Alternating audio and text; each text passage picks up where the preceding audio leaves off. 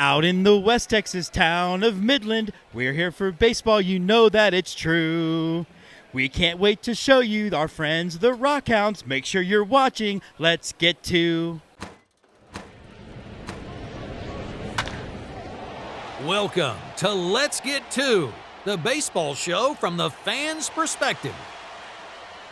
Now here's your host, James Christopher. Let's Get To presents the first pitch. Opening thoughts from James Christopher. And welcome to Let's Get To. I'm your host, James Christopher. We have a great show coming for you today. A little bit more from Midland, Texas. We had a great time visiting the RockHounds. And then we're going to be visited by Emma and the folks from the Cap City Cobras. And it's those last two segments that we have, our visit with Emma from the Portland Sea Dogs and the Cap City Cobras. It kind of brought me back to wanting to talk a little bit about Field of Dreams. Now, we've talked Field of Dreams a lot this season. We always review it. We got to go stay at the house. All of that sort of stemmed different conversations about that movie and that place. One of the things that I wanted to address, and it kind of goes into our nature as people.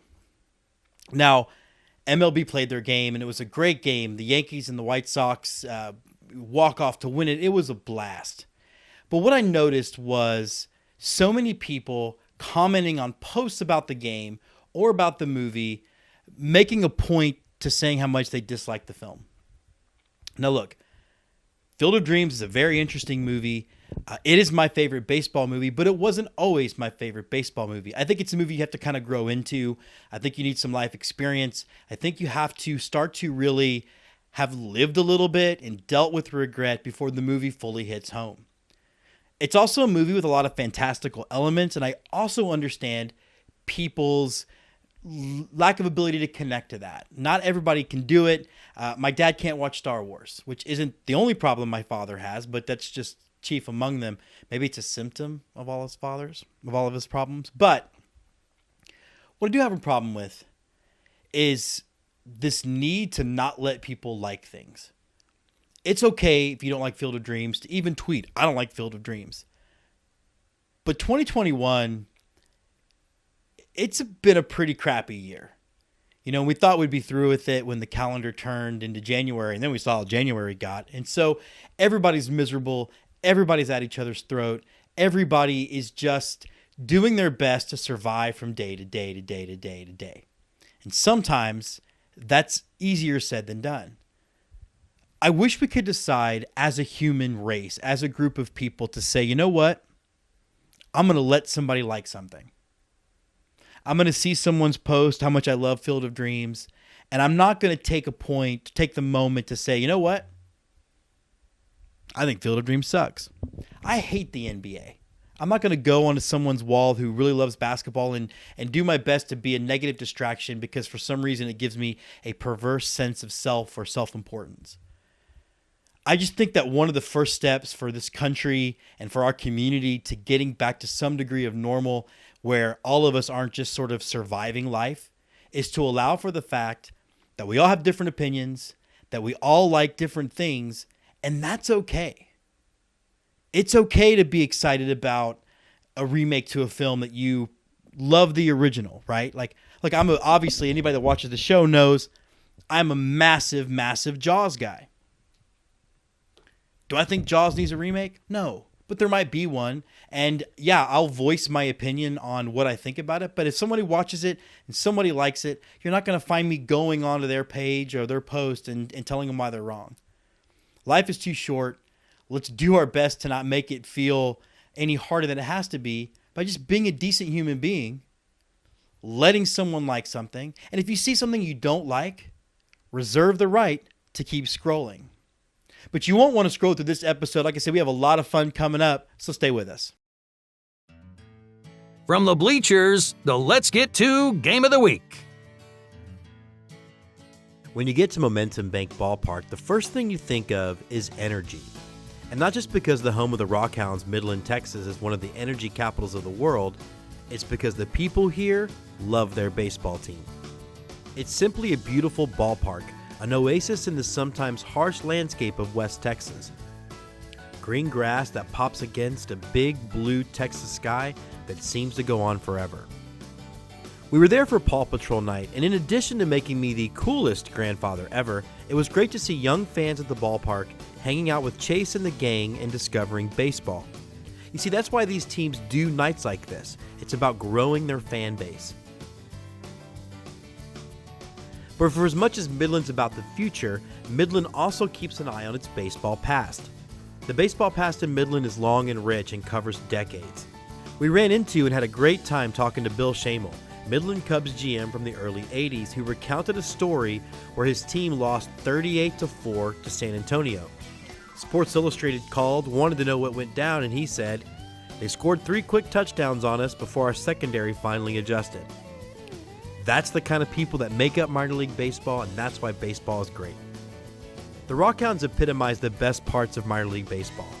It's a community in America made up of hard-working people working tirelessly to keep this country running, and one of the things that brings them together is baseball. It was not my first time to Midland, and it certainly won't be my last. It's a great ballpark, a great facility, and it's ran by the best kind of people who are quick to help out with a smile and make sure that you're having a great time. When you're taking your baseball trips, don't forget to swing by Midland, Texas, home of the RockHounds.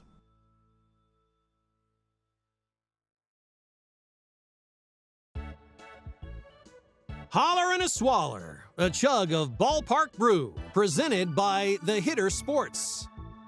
So we're out here at Momentum Bank Ballpark, home of your Midland RockHounds. This is Holler and a Swaller, presented to you by the Hitter Sports. If you're not following the Hitter Sports now's the time to do it. But we're out here on PawPatrol night, and I know it seems weird. Should we be doing a Holler and a Swaller on PawPatrol? But parents, be real. When you've watched that 1,000th episode of PawPatrol, you're telling me you don't take a little bit of the sacrament to kind of help you get through it? You do, don't lie. And a little bit of the sacrament that I'm having tonight is from Eccentric Brewing. Now, I've got actually 2 beers mixed together, which is a great idea. I've got the Little Fuzzy Man, which was a peach ale, and then the El Jefe. And they mix it together, and it becomes a really... Oh, wait, something happened. I'm making a TV show here, people. It's like there's no respect for the arts anymore. This is what happens. You know, you're in COVID. You're locked up for a year. We don't know how to act. You don't see a guy with the microphone that's like, hey, maybe we should stop talking while he's talking. So like I was saying, everybody, Eccentric Brewery, I've got the Little Fuzzy Man and the El Jefe, and it mixes together for a really light, crisp, just refreshing beer. And I'm going to suggest that you get out to your local liquor store, you find this beer, or you find whatever alcohol you can, because, folks, the void is upon us. That's right. We are almost to the end of getting to see live baseball. Before we know it, the World Series will be over.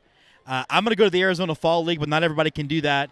And then you're going to be like, cool, no, it's fine. It's Thanksgiving, and it's Christmas movies, and it's Hallmark.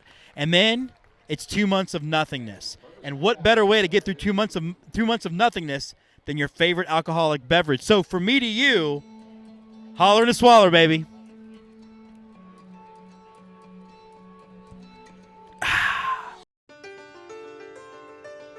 Let's Get To presents In the Dog Pound, a look at the Portland Sea Dogs.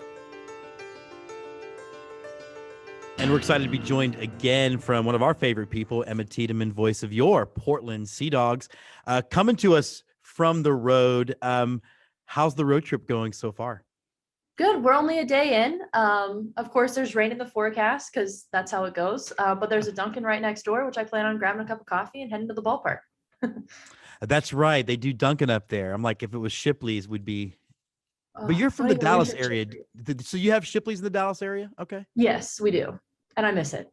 Oh, yeah, I can. I remember the first time I saw one getting back from the Army, and it was like angels singing.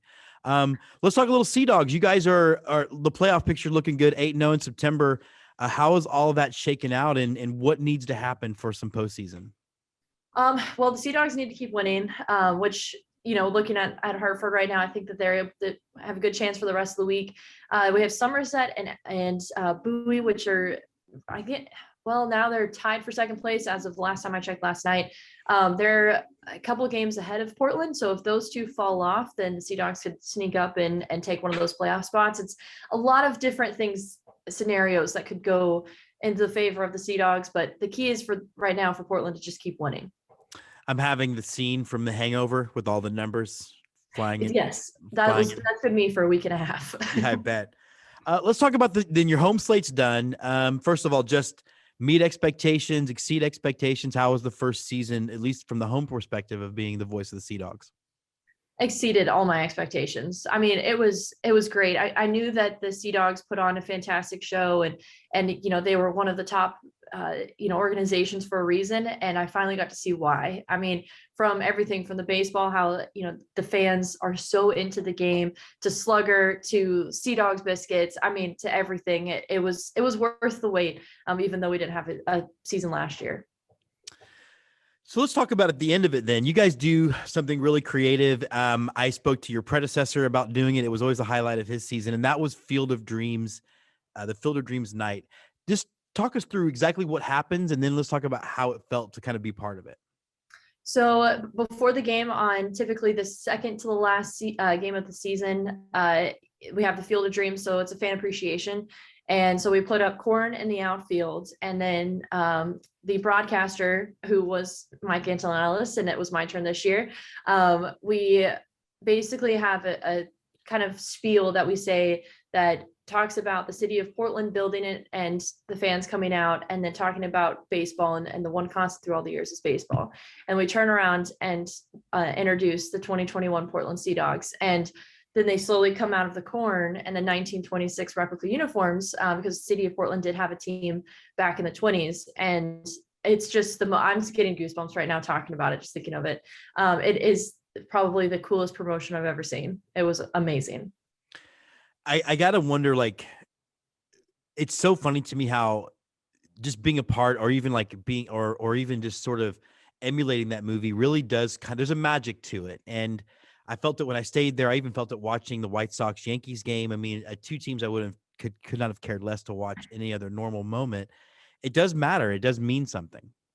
Definitely. And I mean, even when we were practicing a couple of weeks ago and we had the music on and I was practicing when to walk out of the dugout and stuff, I was like, oh my goodness, it's getting dusty. Like, I don't know what's going on. And I mean, and it was just, it's the music, it's the whole, I did the whole spiel, and then I went back to the dugout as the players were walking out. And, it kind of hit me that, we made it. We made it through the season. This time last year in 2020, I was wishing for baseball. I was, miserable without calling baseball games and without going on the road. And it was a rough year. And then to be able to sit back and watch Field of Dreams and watch this iconic scene, but with players that we know and that we've seen all season, it was pretty emotional. And I think it was emotional for a lot of the staff too, because that's the highlight of their season. And to know that we did do it, we made it to the final game of the season. It meant a lot to everyone. And I've got to imagine you're right too, to add the bonus of, particularly at the beginning of the season, I'm imagining you didn't really know if there would be a moment where it would just all get shut down again. Like the Delta variant pops up. I got to imagine getting there meant more than just getting there. It meant that you actually got through the season. Exactly. And it showed that everything that we did, whether it was the safety protocols or the social distancing and the masks and all that kind of stuff, it worked. Even though we did have a scare earlier in the week, we did have some canceled games due to some contact tracing in Binghamton's organization. So we weren't even sure on that Tuesday if we were going to have that game, just due to the Delta and everything that was popping up in our league right now. And so to be able to even make it through the beginning of the week and still have games that weekend, it made it even more special to know that we overcame it again and we were able to finish on a high note. One of the things I've noticed as I've been all over the place for minor league baseball this season is fans just seemed glad to be back. And I think they recognized that it wasn't the same game they were able to watch before. You didn't see all the same promotions. You saw some. How about for you guys in Portland? Was it just this like breath of sigh of relief that at least we have baseball? Oh, for sure. I think that was from the staff and the fans as well. And I think that they were extremely excited to see Field of Dreams in particular. And it was amazing. I walked out to a huge applause, and we had to wait a little bit for everyone to sit back down after the applause. After I just walked out, we hadn't even started yet. And I think that people were just so excited for Field of Dreams. I had ushers tell me after the fact that all season fans have been talking to the ushers saying, they're just happy that the Sea Dogs are back. And that even dates back to when we had the restrictions on the amount of people we could have in the ballpark. People are just happy to come out, have some normalcy, and see baseball. Because I think that baseball is extra special. You talk about the nostalgia of it. but it's part of your summer. It's part of your activities of the year. And for Portland, you can sit outside and have a beer and enjoy the 70-degree summer weather ahead of the winter that's coming up. So it means a lot to the city of Portland and to our fans. And, every day we were very lucky to be able to go to the ballpark and have a safe experience for people. And it just makes you feel like 2022 is going to start off normal and it's going to be exciting. And speaking of that, like, when do you start prepping for 2022? Because I know you have other roles besides just being the play-by-play voice. When do you start kind of working on the 2022 season? Probably the day after the season. Probably take a day off, but I mean, then you have to worry about, start working on next year's media guide. I already have all these changes to my game notes I want to make, to our rosters, to those types of templates, and then looking at different things for social media that I don't know how to make them, but make some GIFs and stuff and those sort of things. And then we, as a staff, start planning for promotions and stuff. I think we have a week planned for that the first week of October.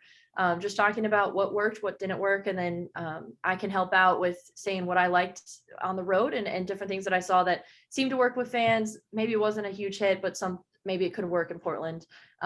So we don't take that much time off. It's just right into 2022 because everything's still fresh in our minds of ideas and stuff. So I'm going to put you on the spot then for our last question. You've been to every single road destination in your league. Which one is your favorite? Ooh. See, okay, I judge it a little bit differently because I also judge the hotel location to food options and such. I love it. I would have to say I really enjoyed Somerset. Great hotel, team hotel, I should say, across the street from a mall, so plenty of options for everyone to get food. But I really like their ballpark atmosphere and their ballpark itself. I like how they've kept it up. And they've intertwined their history of Atlantic League with the current minor league affiliation. Yeah. So I like how they still pay homage to the independent side of it. Cause I worked in independent baseball for a year. I love to see that side of baseball still. I like how they still have both sides of it. And they still have Sparky around and everything. So it's a cool ballpark and a great atmosphere. That's so interesting to me because I've heard very good things about the ballpark you're at right now. Well, I've only had one game, I like to take in a whole series. This is hands down the nicest ballpark that I've been to yet this year. But yeah, as of right now, taking in the whole series at Somerset. I gotcha. So we have a couple rapid fire questions that we're doing on the show now as we wrap things up. Hot dogs or brats? Hot dogs. Okay. If you could own any major league team, which one would it be and why? Texas Rangers, because I could turn them around and, beat the Astros, first of all, and make it a good day every day. And then you'd make me be a fan of the Rangers, Emma. You can't do that to me. I'm sorry. It's who I grew up with. I just would turn them around. I just want a World Series. My heart was broken in two years in a row. I just want a World Series. Okay. And then what is your favorite baseball uniform at any level? And you exclude the Sea Dogs because it's not fair to pick your own team. Favorite uniform, like a primary or a primary uniform? Either one, whichever one. Honestly, the first that comes to mind is Durham. Okay. I love that logo with the D and the bull. And I like how they change it, but ever so slightly with their different theme nights as well. So I'd have to say Durham. I like it. You know what else they do really well? They're so good about making their theme night stuff like available to purchase. And I love that because I'm not there. So great answers, Emma. Thanks so much for joining us on the 2021 season. I don't know if we'll talk to you again this year, but I bet we might. And then hopefully we'll be able to ride shotgun with you next year. Absolutely. Who's on first? The Let's Get To Local 9, brought to you by Zoomer Sport. And we're excited to be back on Let's Get To for our team of the week. We've got Tucker Francis and Seth Kessler. You guys know them as the Cap City Cobras. And this is like Seth's second time. He's a veteran on the Let's Get To circuit. Thanks for having me back. Thanks for coming back. And Tucker, thanks for jumping on. You bet. Now we're calling this episode Field of Dreams 2 Even Dreamier because we've already, as the audience knows, we've covered Field of Dreams already when the show got to spend the night in the house, which was awesome. But you guys got to play a baseball game. Seth, how'd that thing come about in the first place? It was scheduled for last year, but we got canceled due to the pandemic. And how it really came about is our friends up in Tulsa, the Tulsa Rumblers, basically just texted me one day and said, "Hey, do you got time for a conversation?" And I got on the phone like, "Hey, do you guys want to play at the Field of Dreams?" And I'm like, "Yeah, I'm not even going to ask the team. We're definitely going to do that." So it really came out of the work of a lot of hard work from the Rumblers and particularly Brett Marshall Spears, real good dude up there. And it was just kind of his brainchild. And we just worked through all the 4,000 emails and phone calls and all the constituencies. And but we ended up canceling last year, obviously. Right. And then this year we had an idea to expand it a little bit. So in addition to the Tulsa Rumblers, we the Nashville Dollies and the Winona Hogline met us. And our bat sponsor, Pillbox Bat Company, got real into it. And they were the ones who sponsor Hogline, or they are Hogline. And they got into it and they kind of sponsored us dinner. And we just had a real good experience there with it. It's real fun. Tucker, when you found out, I presume, big fan of baseball, big fan of the movie, former ball player, all that stuff, or current ball player. When you found out you were going, at what point did you turn into a 12-year-old? I mean, how exciting was that? Oh, instantly. It's one of those things where Seth brought that to the table and it was no questions, drop everything. Yes, we're going. We're going to go play in the corn. Yeah. The question I have is, so not everybody got to make the trip. Like, was it purely like who could go, or did you have to like make enemies by saying you get to go and you don't? How did that part of it shake out? No, we treated it as what I call the Fangs family reunion. So we cast the net far and wide, and like we also have a motto: once a Cobra, always a Cobra. So Okay. We invited anybody who was like, still part of the Fangs family and like our friends. So like we had people come as far from Dublin, California, Oregon. So like it was like so we had more than 20 Cobras there acting ridiculous. But we played good ball. Yeah. We played good ball, and it was just like it was kind of like a reward for the whole team just to get out there and kind of like, be a part of the Sandlot community, and it's really reinforced what we've tried to build over the last 8 seasons. Okay, so I have to ask Tucker, you get your first at bat just like what's going through your head as a ball player. It's such everything about it is so mythical. I mean, and before that, like, did you guys feel, because I felt it when I was out there. I mean, it's real. It feels like magic. It really does. And I kept telling the guys, I said, "Hey, we came all the way out here. We're not up here to try to get walks. Try to hit one in the corn." I think I might have got walked my first at bat, actually, though, or maybe a little single through the right side. But yeah, I mean, to say that the lights were coming down, and it was magical. I mean, there's really no other way to put it. Soak it in. Did you guys have the experience of like randos showing up and then they end up discovering what you guys are doing, Seth? I mean, did that happen? Yeah. It looks like Seth is frozen. Yeah, so I can kind of Tucker. We'll let Seth unfreeze. Yeah, what do you talk about? So talk about that yeah, there actually was a handful of people who were just coming up to the field just to check things out pre-game and during the game.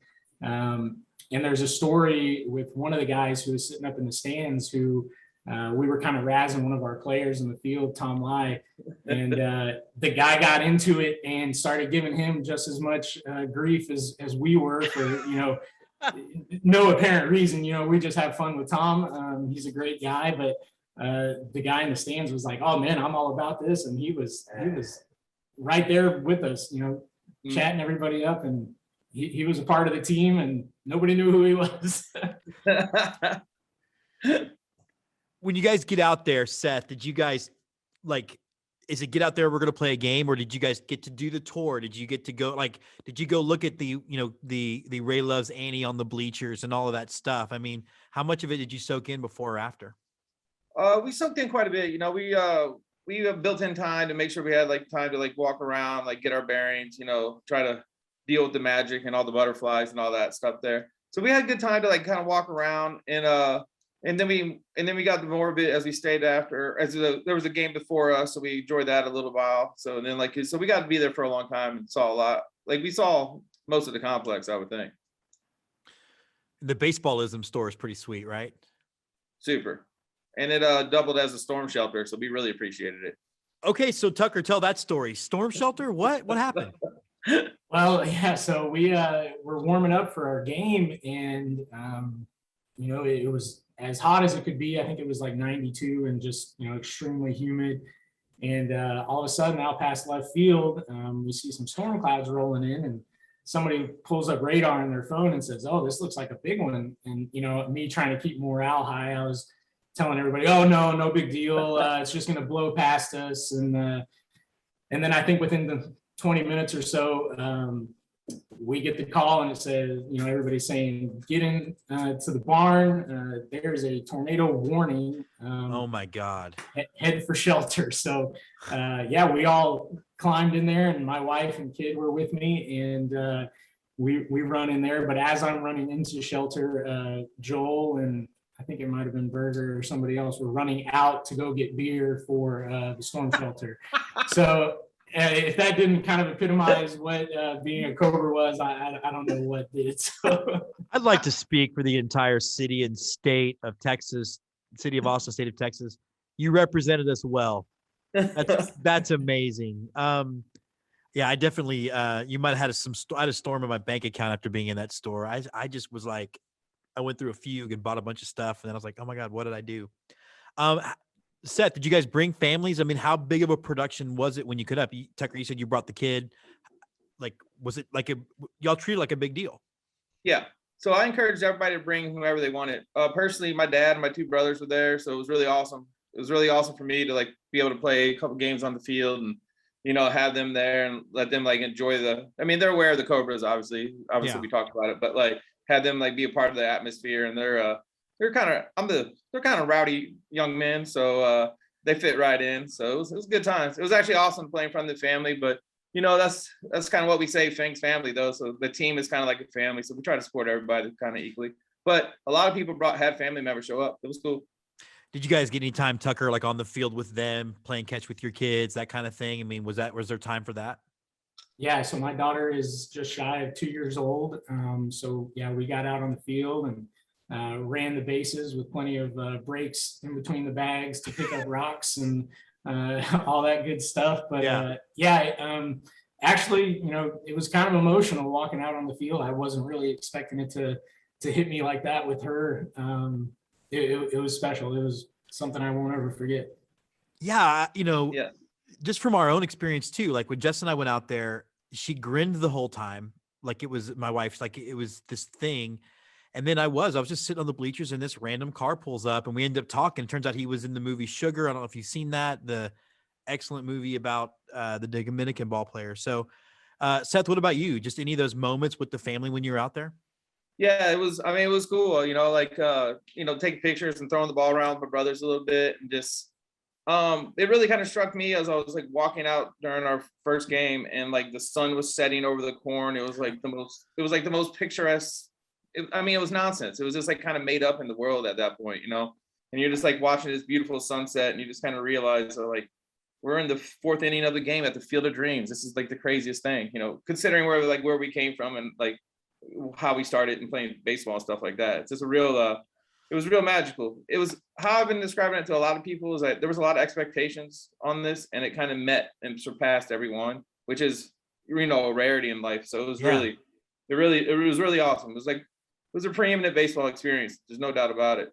Well, and how much more did it matter too, having had it postponed a year? I mean, and now we've all kind of been, and I don't know where you guys fit on the whole spectrum, and the fact that we have a spectrum on how things should be handled is silly in a way anyway, but we've all kind of been through it in our own way, and now you guys are getting to do this, and it's a year later. I mean, how much more special did it become then? Well, it definitely increased the amount of emails.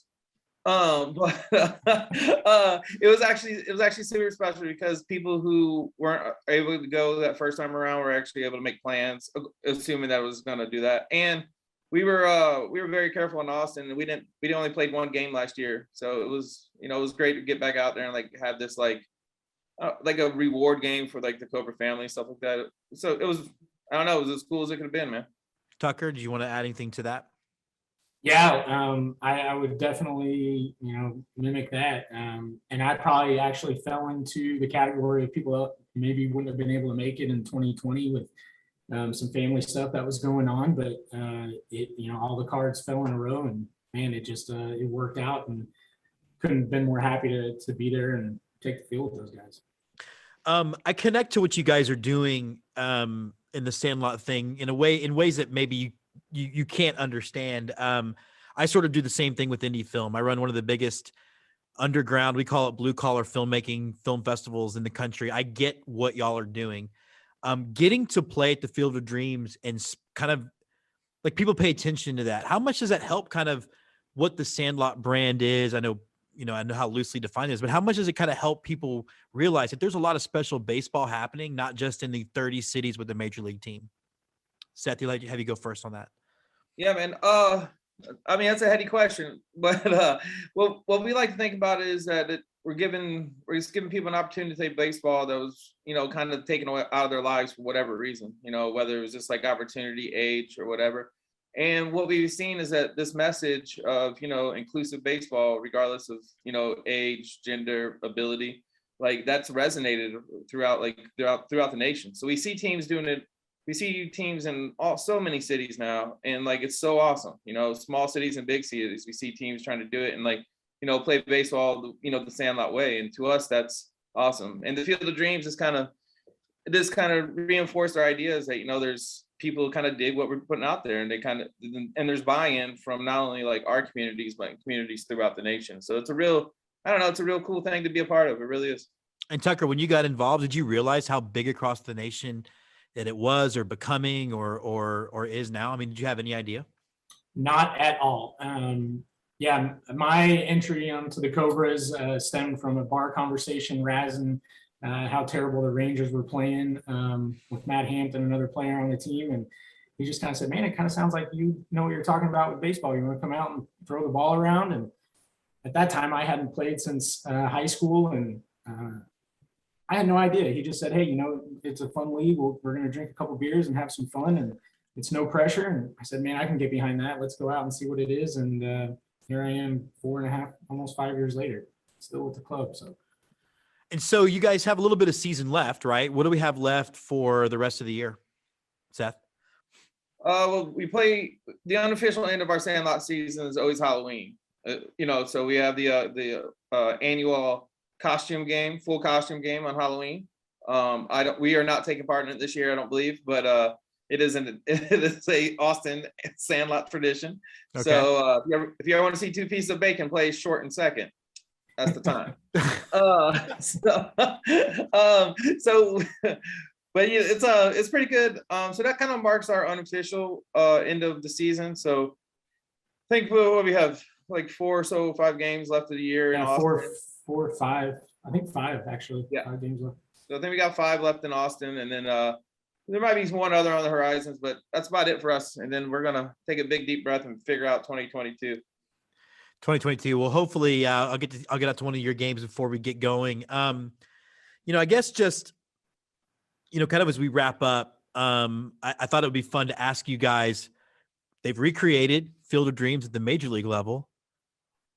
What, outside of the Sandlot, what other Major League Baseball movies should be recreated by the MLB? Like, should we break a kid's arm and then let him pitch for the Cubs? I don't know. What should we do? Well, we were thinking about just following Kevin Costner around, right? So just recreate all his baseball movies. So I guess Bull Durham next. Yeah. That would be awesome. And then, you could clear the mechanism. Is that what you're saying? Yeah. Yell meet the love of the game might get a little awkward. Yeah. So we got to do that. I do want to say though, like none of this could have went down without our sponsors. So Pillbox Bat Company was huge for us. Circle Brewing was awesome for us. They actually made us like a commemorative Field of Dreams can, which is really, really cool. Oh, that's so great. Yeah, I got one sitting here. So like they actually made that for us. Oh really- my God, that is beautiful. Yeah. So I mean, as I was saying, we're getting buy-ins from like our sponsors and stuff like that. This makes everything so much easier for us. And in our competition, the Tulsa Rumblers, the Nashville Dollies, and the Winona Hogline, super cool squads. And we're looking forward to like figuring out a way to play those guys again. It was really, that's what it's all about, meeting other people and meeting these other squads and like, growing the idea. Well, before we wrap up, I do want to thank you guys. And I told you a little bit about this on Seth, but I love this game so much, but the major league part of it it poisons you if you look too far behind the curtain. Mm-hmm. And when my wife introduced me to you guys through coming to see you guys play and then going out to the long time, you guys have really done a lot to stoke our baseball love, and the listener of this show love you guys. So thanks both of you, Seth and Tucker, for being on the show. You bet. Thank you so Appreciate much. it.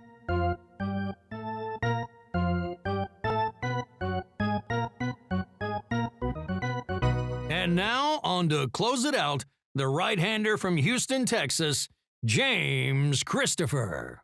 So it does wrap up this episode of Let's Get To. We had a great time out here watching the Midland RockHounds at Momentum Bank Ballpark.